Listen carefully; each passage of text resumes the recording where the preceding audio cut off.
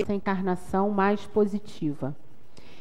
O tema da noite de hoje, ele é justamente um tema árduo nesse sentido, porque fala de um comportamento que é promovido por um sentimento que é o sentimento do orgulho.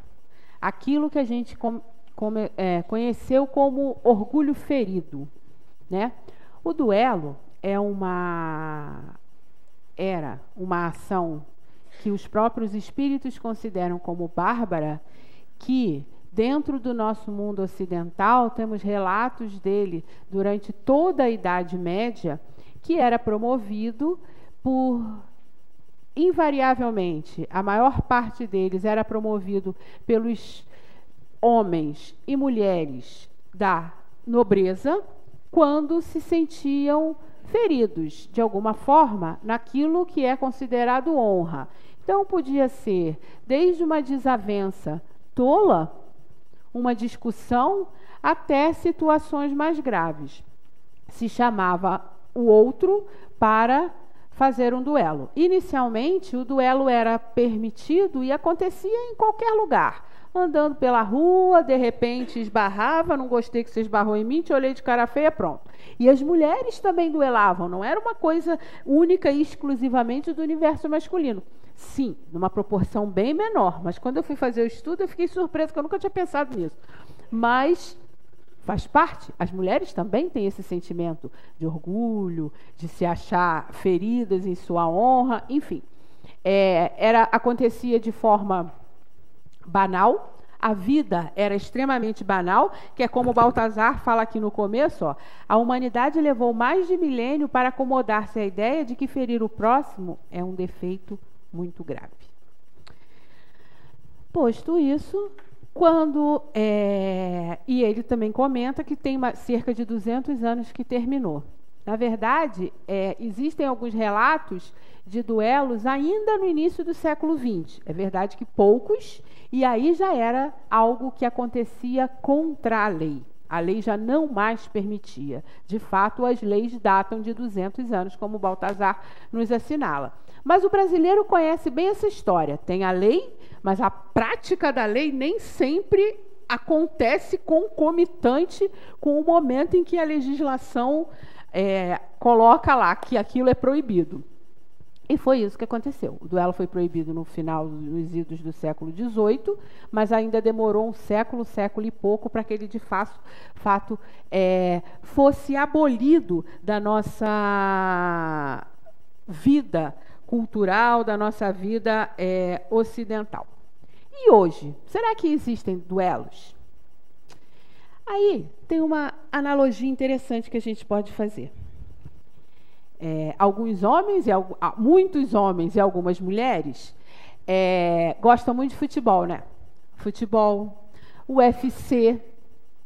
O que não são esses esportes? Sim, são esportes, tem uma mentalidade de atividade social, tem toda uma função social, mas se a gente parar para pensar, tanto o futebol quanto o UFC, a gente pode pensar como categorias também ligadas a duelos. Duelos de times. O UFC, então, que bota duas pessoas dentro de um determinado espaço, fica aquela arena, né, de pessoas em volta ali torcendo.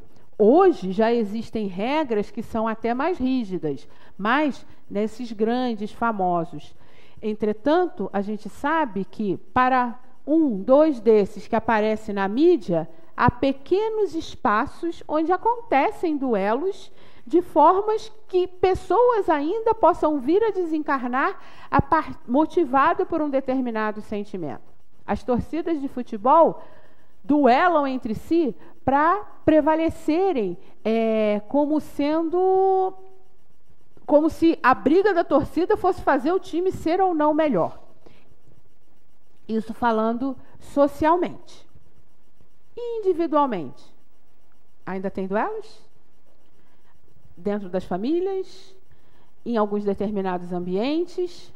E aí, para nós irmos trazendo cada vez mais para dentro de nós mesmos, que Baltazar também menciona, e os duelos mentais, que esses não aparecem na TV, não estou interagindo com outra pessoa diretamente, pelo menos não encarnada, mas aqueles que muitas vezes se tornam verdadeiras obsessões no pensamento de muitos de nós e que levam dias, horas, dias, meses das nossas vidas até ano, tentando resolver e dar conta desses duelos mentais. Então, a gente pensar o que significa duelar, lidar, porque quando a gente olha aqui, vai falar, mas isso daí, aí alguns falam assim, Kardec já está ficando defasado, isso não existe mais. Isso acontecia lá, nem na época dele já não era mais permitido, já era proibido. Hoje, então, não acontece mais. Não, Kardec não está ficando defasado, não. Os duelos continuam acontecendo, claro, numa dimensão diferente do que acontecia naquela época. E ainda tem um outro aspecto. O que são as guerras? Se não são duelos de países querendo prevalecer uns sobre os outros.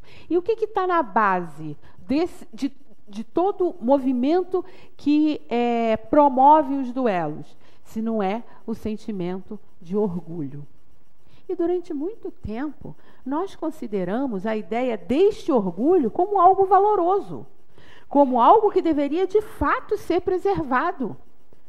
Muitos de nós ainda pensam assim, a gente não muda esse tipo de comportamento nem de pensamento de uma hora para outra. Feriu a honra, feriu o orgulho.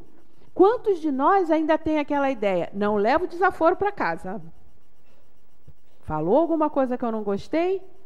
Eu revido na mesma hora. Pior, ensinamos aos nossos filhos, não chegue aqui. Se você apanhou na escola, você revida. Se alguém te fez alguma coisa, você faça igual. Se chegar chorando dentro de casa porque apanhou na escola, vá apanhar de novo. Não somos todos, mas ainda existe muito essa mentalidade. Que não difere muito, é claro. Não somos mais aqueles seres bárbaros de 1000 anos atrás. Mas o sentimento ainda é o mesmo. Se eu não lanço da minha espada ou da pistola para atirar em alguém no meio da rua, eu ainda lanço de dardos mentais, dardos vibracionais, para, às vezes, lançar o meu ódio contra o outro. Se a gente começa a entender que somos seres espirituais, que dentro dessa proposta, dessa ideia que a doutrina espírita nos esclarece, lançar dardos mentais significa que a minha vibração alcança o outro. Tá bom, eu tenho um fardo de carne que protege e amortece parte dessa vibração. Mas eu sou um espírito encarnado, que estou em processo de aprendizado. Se eu não utilizar esse fardo para amortecer esses meus sentimentos e aprender a dar outra direção para eles, quando eu desencarnar, eu farei a mesma coisa. E aí não terá mais um corpo para me segurar. E eu irei parar lá, naquele local aonde eu estava vibrando. Quantas pessoas hoje não vivem situações de dores e sofrimentos extremos, muitas vezes por dificuldades de olhar para dentro de si mesmo e ver os duelos que trava consigo mesmo. Alguns desses extrapolam, vão parar no ambiente onde se vive. Outros ficam ali, solitários, travando esses duelos sem encontrar caminho de transformação. Então, em vez de ficar falando só sobre o duelo, porque acho que a maioria de nós tem já alguma noção, vamos pensar um pouco como lidar com esse duelo? Como lidar com isso que ainda reside dentro de todos nós? Não tem um de nós que ainda não tenha esse sentimento. Por quê? Porque a gente está aqui justamente para aprender a se livrar desses pensamentos. A gente está aqui justamente para aprender a transformar o próprio sentimento. Senão não estaríamos aqui encarnados nesse momento, vocês sentados e eu falando, em outros momentos, alguém aqui falando e eu ouvindo, estaríamos numa outra situação. Como há diversos espíritos mais evoluídos que vêm num processo de missão e tudo isso que a gente está falando, está ouvindo, está aprendendo, eles já sabem, já resolveram e já estão colocando em prática. A gente ainda está no processo, cada um ao seu tempo. Ok, é a condição que Deus nos deu. Também tem aqueles que não têm nem noção do que a gente está falando. Se ouvir isso que eu estou dizendo, vai falar que absurdo, tem mais a que revidar mesmo. Cada um ao seu tempo. Então, dentro dessa ideia, eu trouxe para nos ajudar a acompanhar o raciocínio um livro bem interessante da nossa companheira espírito, Hermance Dufour, do livro Reforma Íntima Sem Martírio. No capítulo 2, ela fala para a gente o que é a ética da transformação. Mas antes de eu falar nisso, vou lembrar o seguinte. Então, se viemos ao longo de diversas encarnações, construindo esse pensamento, trabalhando o orgulho, trabalhando no pior sentido, né? Quer dizer, dando vazão a ele. O orgulho, o amor próprio ferido, a honra desrespeitada, e tirávamos satisfação, matávamos em nome desta ideia, nós íamos desenvolvendo pensamentos e sentimentos bastante difíceis para a constituição do nosso próprio organismo. O que eu quero dizer com isso? Todo mundo aqui já sentiu ódio, não já? O que acontece com o nosso corpo quando a gente sente ódio?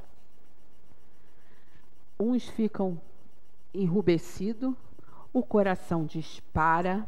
É uma sensação que às vezes a gente não consegue controlar. Alguns têm mais controle, outros têm menos controle. Lança uma descarga de adrenalina no corpo. Isso é instintivo.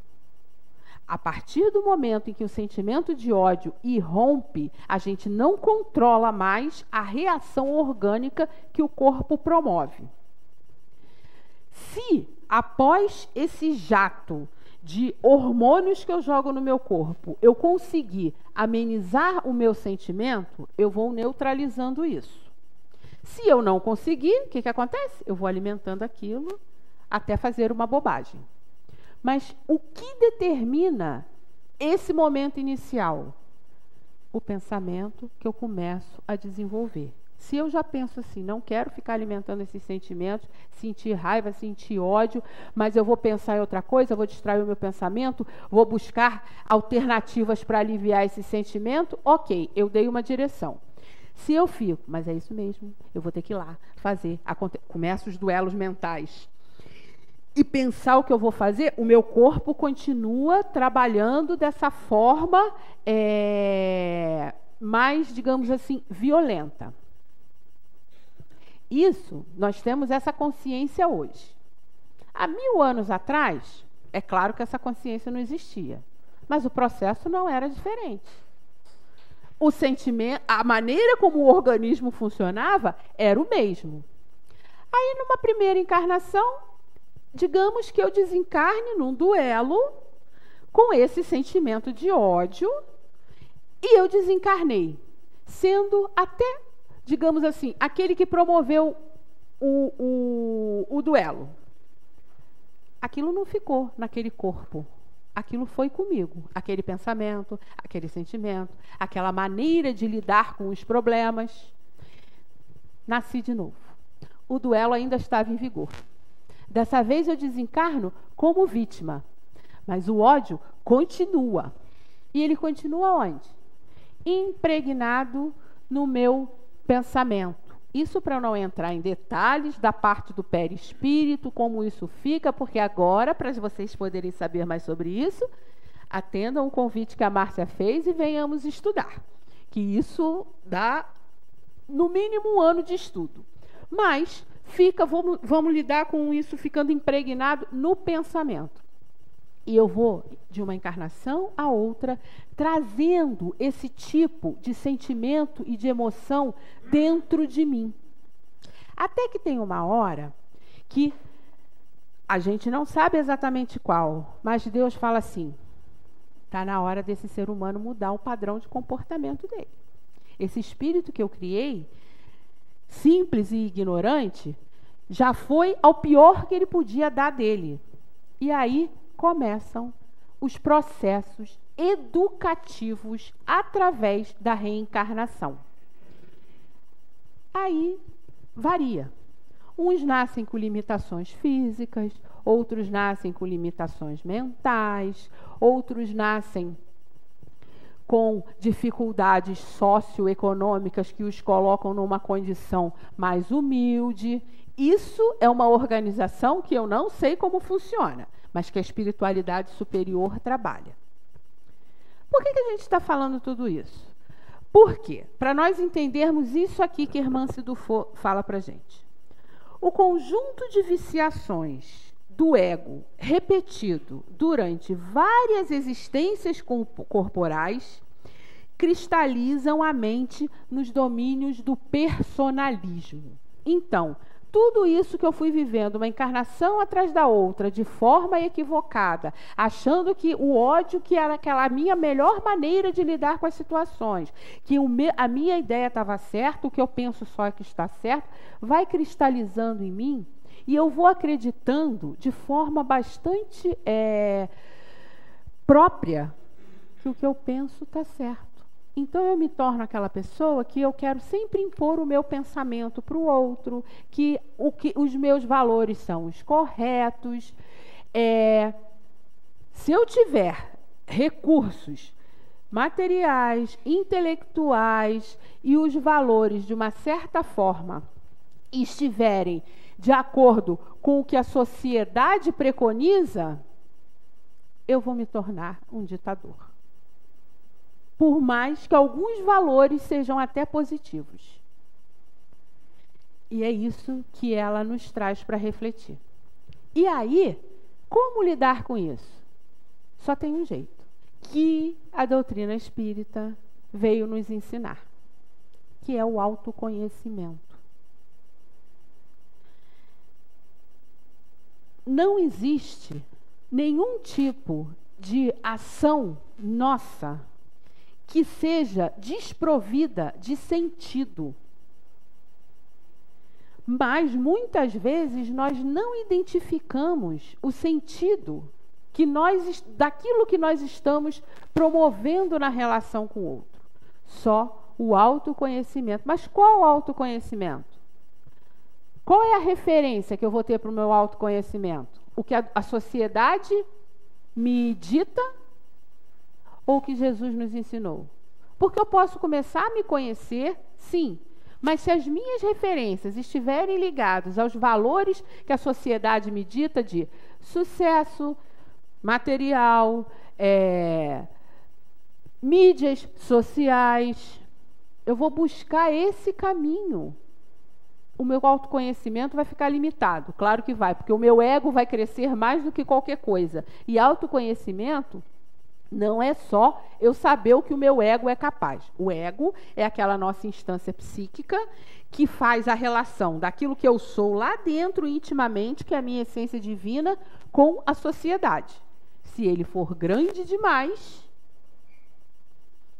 ele oblitera a minha essência divina. Ele tem que ser equilibrado. Ele é necessário? É para que a gente possa estar na sociedade que nós vivemos. Nós não vivemos numa sociedade de pessoas genuinamente boas. Então, nós precisamos saber com quem nós estamos lidando. Mas, se eu me conheço, eu conheço o meu ego ou eu conheço a minha intimidade, a minha essência, o meu eu, aquele que foi criado por Deus e que veio se desenvolvendo ao longo das encarnações. E aí, Hermance Dufour vai falar para a gente o seguinte: o autodescobrimento exige uma nova ética nas relações consigo e com a vida. É a ética da transformação, sem a qual a incursão no mundo íntimo pode estacionar em mera atitude de devassar a subconsciência sem propósitos de mudança para melhor.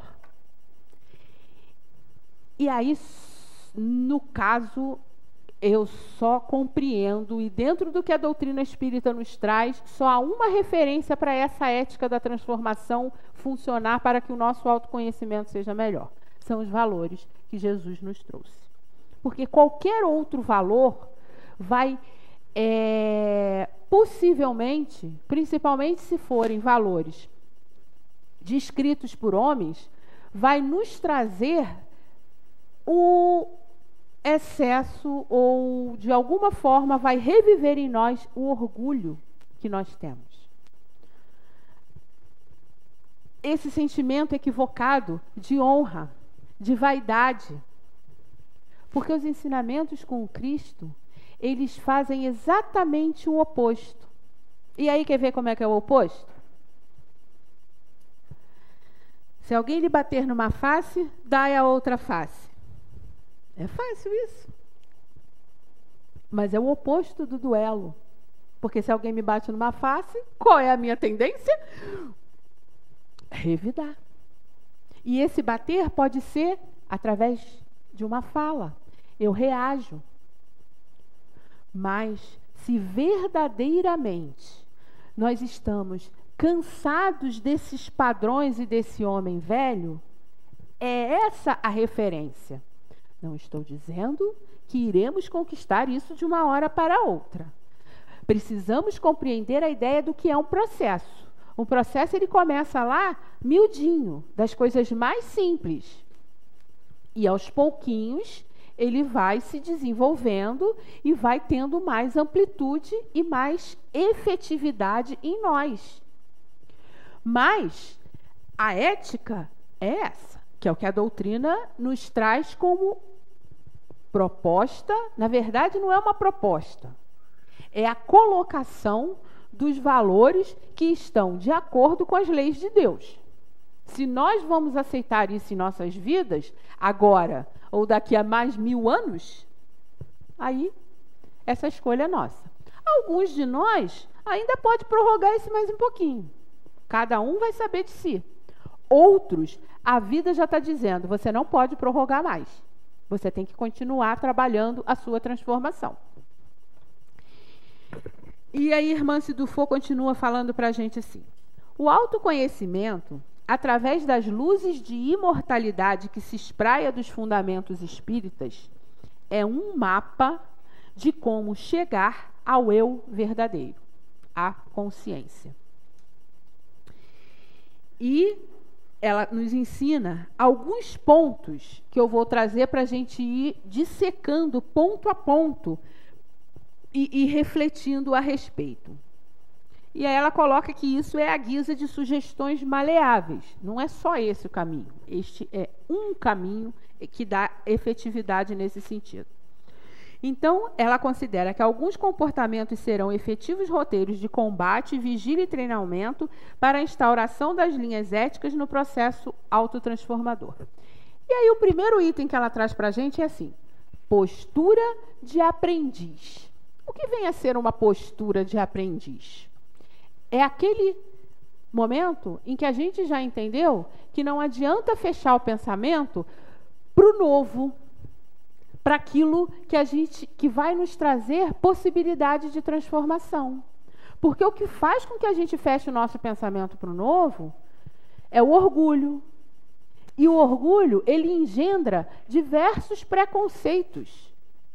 Conceitos preconcebidos. Se eu tenho um conceito preconcebido de alguma coisa, qualquer coisa que divirja daquilo, eu já vou rechaçar. Eu vou estar me fechando para esse novo. Mas, para eu ter uma postura de conhecimento, de aceitar aquilo que é novo, eu tenho que poder me conhecer um pouquinho e ter convicção de quais são os meus valores de referência. Se os meus valores de referência são Jesus, são os que Jesus nos trouxe, melhor dizendo, na hora que vier algo novo, eu já passo por esse filtro. Isso está de acordo com os ensinamentos de Jesus? Não, isso não está de acordo com os ensinamentos de Jesus. Então, isso de fato não me interessa. Não, isso aqui está de acordo com os ensinamentos de Jesus. No início, o meu filtro pode ser ainda muito fechado, passar muito pouca coisa e depois ir ampliando um pouco, porque estamos num processo. E, ao mesmo tempo, quando a gente se abre para esse novo, nós vamos deixando as ideias pré-concebidas, pré-conceituadas para trás.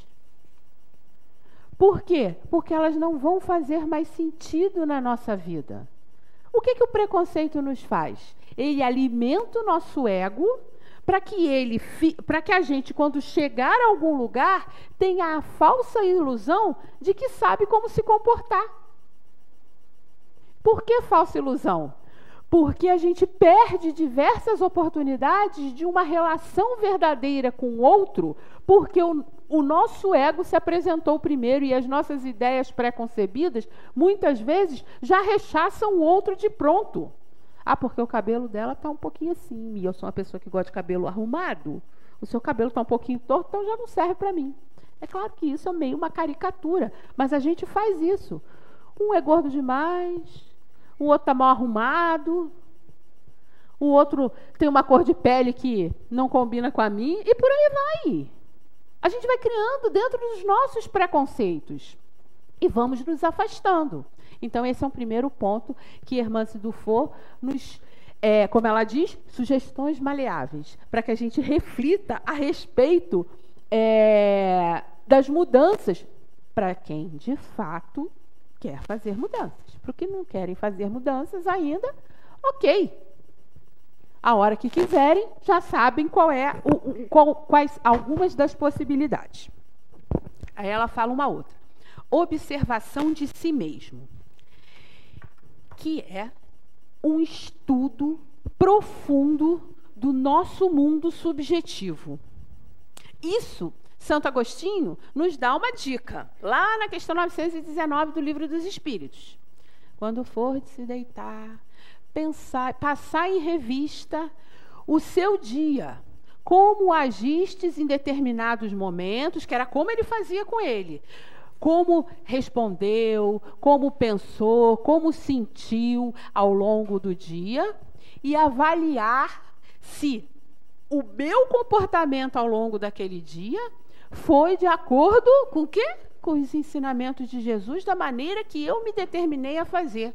Em algumas situações, eu vou encontrar consonância. Em outras, eu vou encontrar dissonâncias enormes. Mas estamos no processo, lembra? Então, é isso que ela fala, que a gente vasculhe e tenha intimidade com o nosso mundo interior.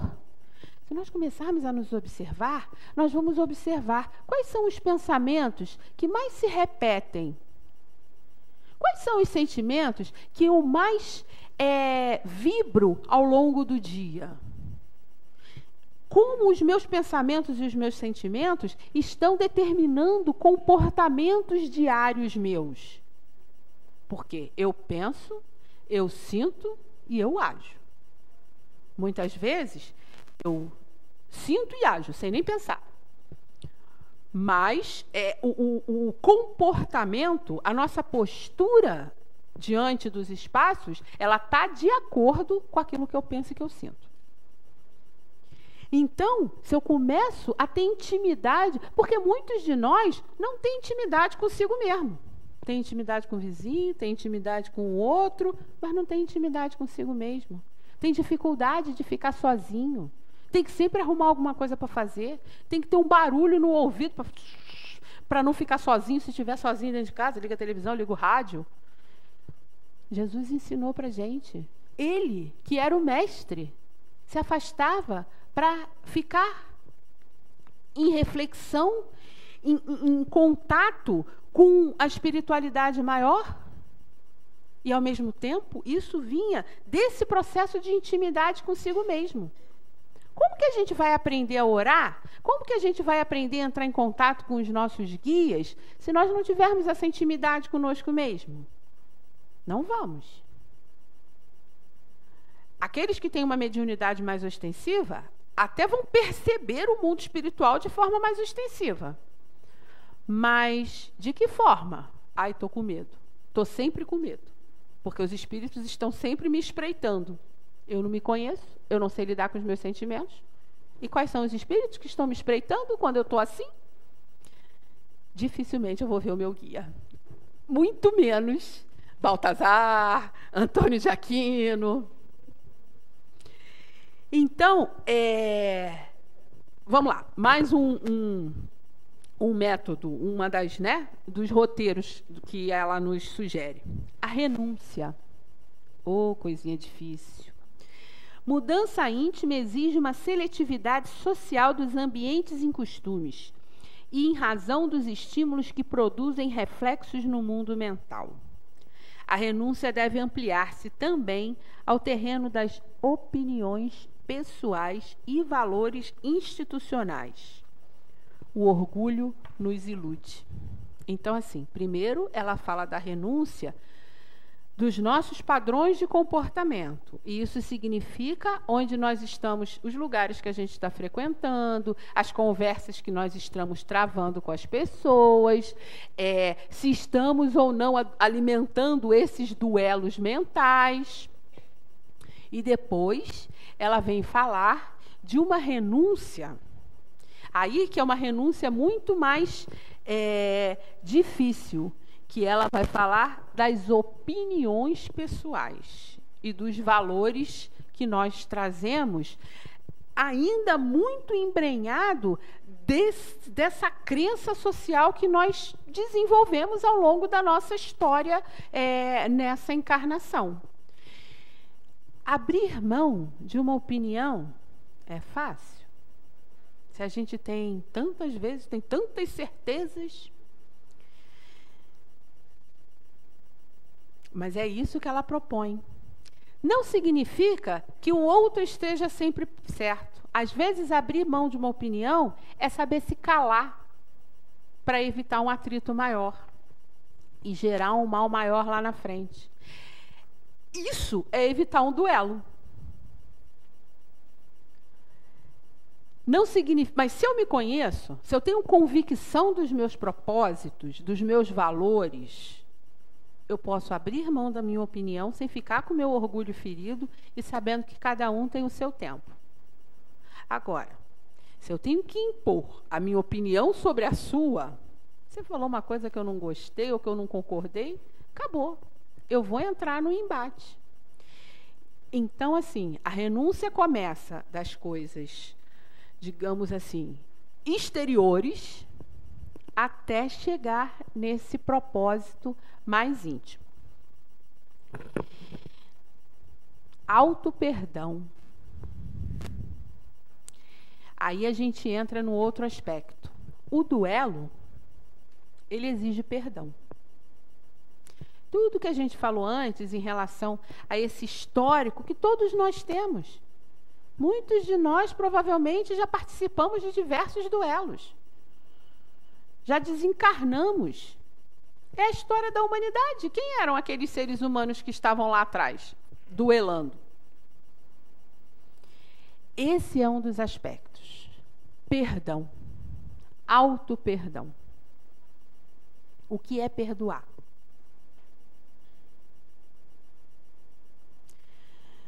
Quando Pedro pergunta a Jesus quantas vezes se deve perdoar, e a resposta de 70 vezes 7, e aí a gente vai compreendendo que é 70 vezes 7 cada ofensa, isso significa o quê? Que o perdão é ilimitado. Perdoar significa que nós estamos doando para aquele outro que de alguma forma nos ofendeu o nosso sentimento mais íntimo, que é não revidar, que é não duelar. Eu dou para o outro a minha paz. E nisso, parece uma coisa tão simples, né? Mas isso rompe naquele momento e provavelmente para muitas encarnações nuvens densas de fluidos pesados. Por isso é tão difícil. mas não tem outro caminho. Trabalhar essa ideia como sendo o processo de transformação ético que a doutrina espírita, quando Jesus a envia para o planeta Terra, no mundo ocidental em especial, é claro que é para o mundo inteiro, mas o mundo ocidental em especial, que é o que está mais ligado nesse tipo de pensamento, porque o mundo oriental tem outras doutrinas que constituem aquelas culturas. Quando ele envia a doutrina espírita para nós, é porque já era hora de nós termos consciência das relações que nós travamos e como elas se perpetuam por sermos espíritos imortais. Enquanto não sabíamos de onde vínhamos, para onde íamos, e não tinham apenas algumas ideias de que a morte era só uma passagem, mas ainda de forma muito pouco, digamos assim, comprovada. Ok, era admissível, até porque estávamos, como humanidade, num outro momento do desenvolvimento psíquico, emocional de cada um de nós. Hoje em dia, para muitos de nós, alguns comportamentos são inconcebíveis, porque nós já sabemos. Porque não será cobrado daquele que não sabe. Será cobrado daquele que já sabe. Há muito será cobrado a quem muito foi dado. E nós já sabemos, nós conhecemos Jesus há quantos milênios? Mas era aquele conhecimento que ficava no livro, nas páginas. Não transportávamos ele para a nossa vida. E aí o Consolador Prometido veio para dizer o seguinte: vocês já sabem disso. Precisa agora viver isso. Então a doutrina, ela abre o nosso pensamento, o nosso raciocínio, o nosso conhecimento, mas não é para ser algo para encher mais manuais e manuais de filosofia, de teologia. Não, é para se tornar ação na minha relação com as pessoas que estão à minha volta e principalmente comigo mesmo. Quando a gente, por exemplo, vem à casa espírita e consegue se conectar com a espiritualidade amiga, e a maioria das pessoas consegue, e sai daqui com aquele sentimento pacífico, não é bom? Nós podemos manter isso, mas tem um preço a se pagar por isso. É esse esforço diário de vencer as nossas próprias más tendências, porque elas foram constituídas através dos milênios pelos duelos que nós travávamos. Hoje, nós já temos essa consciência. Depende de nós escolhermos continuar travando os duelos ou passar a constituir dentro de nós esses valores de forma efetiva. Aqueles que nós já conhecemos racionalmente, mas sem muito colocar em prática, há mais de 2000 anos. E vamos, então, prosseguir aqui, para a gente ir caminhando para as nossas conclusões. Ela nos traz mais uma... A lista é grande. Quem quiser, depois procura o livro e lê. Vigilância. Atitude de cuidar da vida mental. Jesus não falou? Vigiai e orai. Por quê? Porque nós precisamos vigiar, né? O outro não. Eu preciso vigiar o que eu sinto, o que eu penso. Esses meus instintos que muitas vezes irrompem sem que eu nem tenha controle, porque o outro acionou um botãozinho que eu nem vi. De repente... Mas é essa vigilância que a gente precisa desenvolver. De quem eu sou. De como esse botãozinho é acionado e irrompe em explosões. E aí, lógico, o item seguinte da vigilância é a oração. Só que eu vou repetir o da vigilância. É a atitude de cuidar da vida mental. Porque se a gente não cuida da vida mental, a gente está sujeito a continuar repetindo esses comportamentos equivocados que nos fazem sofrer. A nossa sociedade já entendeu isso, ainda tem dificuldade de botar em prática. Então, agora nós temos cores para todos os meses do ano. Esse mês é o janeiro branco, que é o mês que é dedicado a cuidar de quê? Da saúde mental.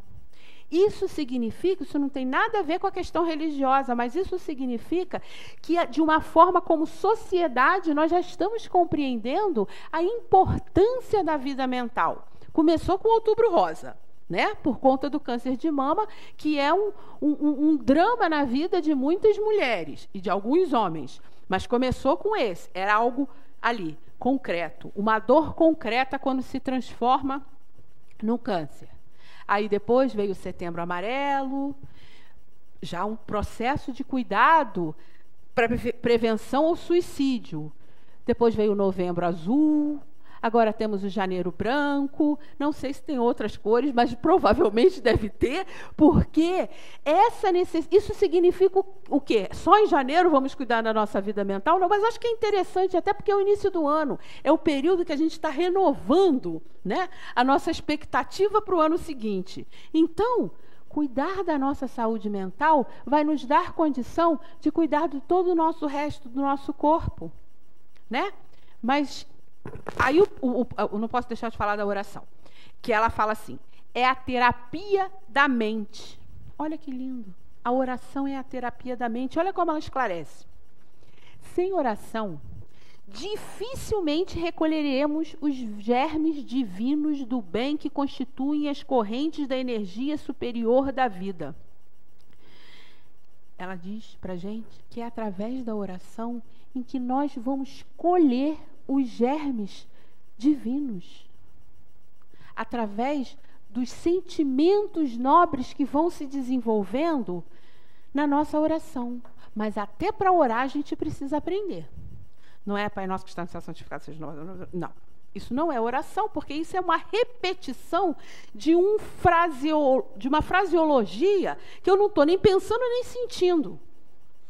Agora, se eu, por exemplo, faço o Pai Nosso, pensando, Pai Nosso que estás no céu, esse ser magnífico que nos criou, que nos deu a vida, santificado seja o teu nome, que eu seja capaz de estar sempre agradecendo. E eu vou pensando, isso falando do Pai Nosso, mas a oração é aquilo que está no nosso coração, é a nossa conversa, é o nosso diálogo com Deus. E aí eu vou colhendo os fluidos divinos que Ele nos proporciona, porque Ele proporciona. Jesus é o governador do nosso planeta. As vibrações de amor dele estão no entorno do planeta. A gente sente? A gente percebe? Ou as vibrações densas ainda nos interferem? Porque muitas vezes somos nós que temos que ir buscar. Não adianta nós ficarmos esperando sentado no nosso lar ou onde quer que nós estejamos, esperando que eles venham nos socorrer. Muitas vezes eu preciso abrir o meu coração e a minha mente para receber esses eflúvios divinos. E ainda da oração, e ela encerra assim, né, da oração. Despertamos na intimidade forças nobres que se encontram adormecidas ou sufocadas pelos nossos descuidos de cada dia. Então a oração, além de trazer para nós os germes divinos, desperta em nós aqueles sentimentos mais íntimos. Aquela parte que ficou lá sufocada atrás do ego, escondidinha, ela está ali, esperando uma decisão nossa de acioná-la e movimentá-la para a vida, para dar sentido à vida, para dar continuidade, para continuarmos nesse processo evolutivo da forma como Deus espera de cada um de nós. Nós somos os responsáveis pela nossa vida. Esse é um outro ensinamento que a doutrina nos traz. E muitas vezes a gente se assusta com isso. Eu posso até me assustar, mas eu não posso mais negar até que eu já sei isso. Eu posso me assustar, mas vou buscar os recursos, a ajuda necessária para lidar com isso. Porque eu me assustar é uma coisa. Agora, eu negar e evitar ser responsável pela minha vida não vai fazer que eu não seja. Eu vou continuar sendo. Eu só vou estar adiando o meu gerenciamento sobre a minha própria vida. Eu vou estar procrastinando, me iludindo, criando uma teia de ilusões e me comprometendo cada vez mais. Porque se eu não me responsabilizo pelas ações que eu estou tendo, eu posso fazer qualquer coisa, né? Eu posso, inclusive, continuar duelando. Mas se eu começo a me comprometer, eu já começo a pensar 2 vezes, opa, eu vou ter que dar um jeito nisso, sou eu comigo mesmo, então, vamos lá? Vamos começar a mudar? Vamos buscar essa transformação? Enfim, tem vários outros, né? Que não vai dar tempo da gente falar de todos eles. E o último, que ela traz, né? Como existem vários outros, é a caridade. Que ela vai dizer que ela é o dínamo, o gerador de sentimentos nobres. Então, eu abro o meu pensamento, eu aprendo a me conhecer, eu fico vigilante quanto aos meus sentimentos, faço orações e coloco tudo em prática através da caridade. Porque a caridade é o amor em ação. E não é justamente a ação de transformação que a doutrina espírita nos ajuda a trilhar? Não há outro jeito. E aí, só para resumir tudo que a gente falou, para concluir, já vou encerrar. A gente chega na casa de Leon Denis, com as suas dores, aí uns vão falar com o Dr. Herman, que está sofrendo aqui, que está sofrendo ali, que está com problema acolá. E aí que ele fala, vai trabalhar, minha filha. Vai trabalhar e vai estudar. O senhor não entendeu. Eu estou com problema assim, assim, assim. Vai trabalhar, minha filha. Quer dizer, começa a se esforçar para praticar a caridade, porque nesse processo, tudo isso vai sendo desenvolvido e trabalhado. É um trabalho sem aquele interesse pessoal, sem ser o trabalho da subsistência, das contas no final do mês. É um trabalho que a gente vai desenvolvendo com o coração e com o sentimento de doar. Eu dou o melhor de mim para o outro. E aí, de repente, eu falo assim, nossa, eu estou ajudando fulano, beltrano. Sim, está. Mas, antes de tudo, eu estou sendo ajudado. A Márcia fez o convite para quem quiser trabalhar nas nossas nas instituições do CELD, que tem o curso de voluntário que vai começar, que vão ser 2 dias, dia 12 e dia 19 de fevereiro. Porque não basta a gente querer fazer. Esse é o primeiro passo, mas a gente precisa saber como fazer. E o curso vai te dar todo o conhecimento? Não, vai nos dar noções de como trabalhar. Que a paz do Mestre Jesus envolva o coração de cada um de nós aqui presente, nos 2 planos da vida, e que possamos, a partir desse entendimento, ir alimentando cada vez mais a vontade de transformar. Graças a Deus.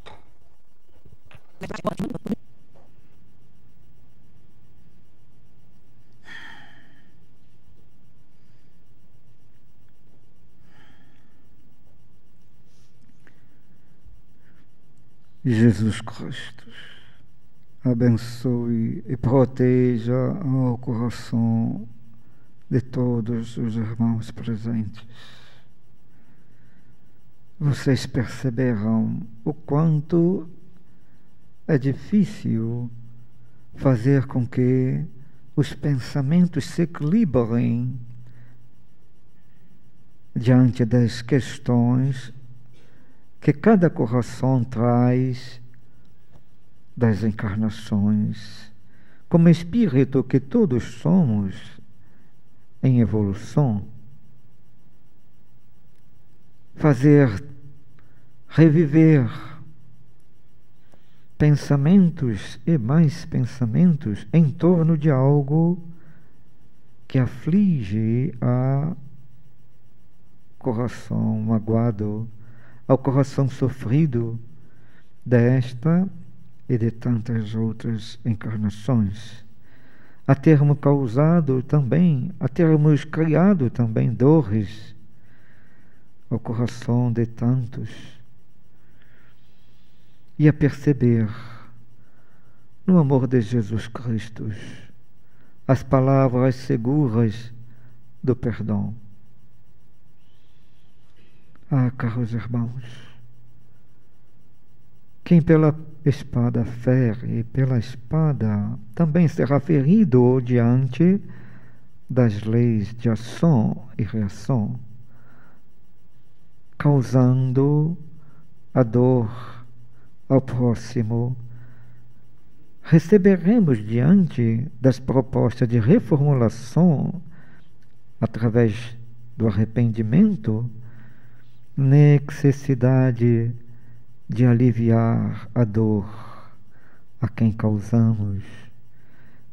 Se já houver o perdão por aquele que causamos dor, teremos então uma dívida com a lei de Deus, e assim nos propormos a aliviar a dores de muitos corações aflitos, de muitos corações sofridos.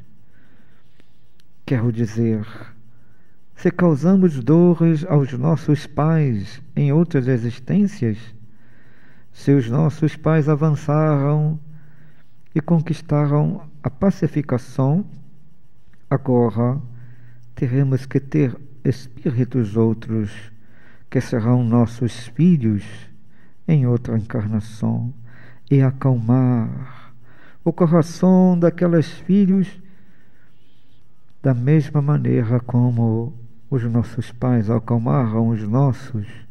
Temos que entender o que é ter um filho que ainda se mantém seguro diante dos objetivos da pacificação. Lei do amor, lei da transformação, lei do perdão. O duelo se faz por conta do orgulho, onde a mágoa, através da busca da honra, quer levar acima de tudo uma decisão onde o perdão não consegue estar presente. Que cada um reflita pelas questões íntimas na vida e até mesmo os desencarnados cá presentes que foram trazidos para junto de vocês possam também receber dos vossos corações a palavra, o pensamento, a irradiação de pacificação, para que eles se sintam envolvidos pelo amor de Jesus Cristo, envolvidos pelo socorro espiritual cá presente, e também, caras filhas, irradiem da mente deles, pelo socorro que recebem, o agradecimento pelo que vai do coração de vocês, pela certeza da união nesta hora e pelo trabalho qual vocês perceberam na noite de hoje. Amparar uns aos outros não é fácil, caros filhos. As questões espirituais de socorro não é fácil, porque para socorrer e amparar um desencarnado é preciso que haja motivação de vocês encarnados. É preciso que haja exemplo de vocês encarnados para que eles consigam ver que é possível ser feliz, que é possível perdoar, que é possível ter paz. e queiram também arrependidos reencarnarem e assim, consequentemente, termos um mundo melhor. O Cristo assim fez. Encarnou neste planeta, traduzindo para todos os corações da humanidade o amor, o exemplo de paz, de esperança, o exemplo de caridade, de humildade, o exemplo de amizade e de vida espiritual, onde o perdão a todas as dores que recebeu, vinda dos corações humanos, representa para todos nós o que precisamos todos fazermos, porque nossos corações ainda muito necessitam do exemplo do amor do Cristo, para que possamos levar a tantos e tantos corações sofridos que se aproximam de cada um na família, que se aproximam de cada um nas questões sociais, que se aproximam de cada um na interação entre os dois planos. O abraço do Hermann aos vossos corações, vibrando e amparando cá todos os trabalhos no dia de socorro de hoje. Muita paz, caros filhos. Muita paz.